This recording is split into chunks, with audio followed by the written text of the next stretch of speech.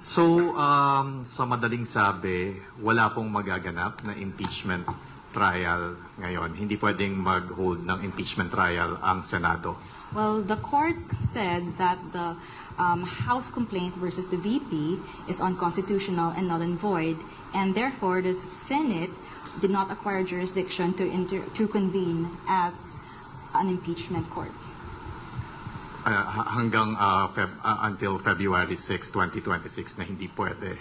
The February 6, 2026, that's the due date. I mean, that's the date until when another complaint can be filed.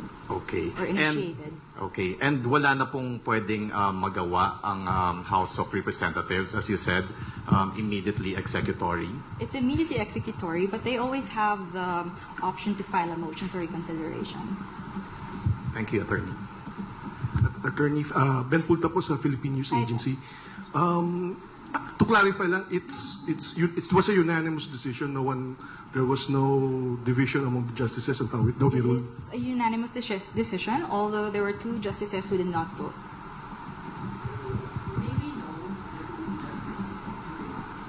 Yes, so that's Justice Benjamin Kagiwa. He inhibited, and there's Justice Maria Philomena Singh, who was on leave.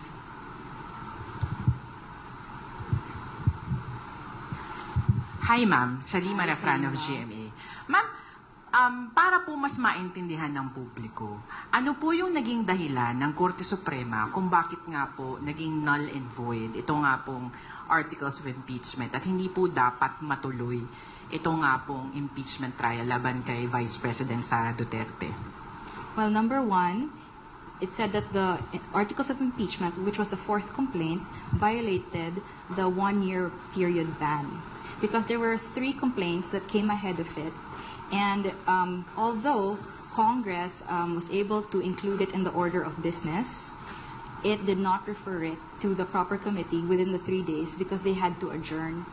So the Supreme Court said that they archived it, and as a result, it was terminated, therefore deemed dismissed. So the 1-year ban will start or count from the time it was dismissed. So the 4th complaint could not have validly been transmitted to the Senate. Tapos, ma'am, meron din pong sinabi yung korte tungkol po dun sa hindi nito ina-absuelto. Yes. Tama. Pwede pong pakiulit yun and pakipaliwanag yung parte pong yan. So the court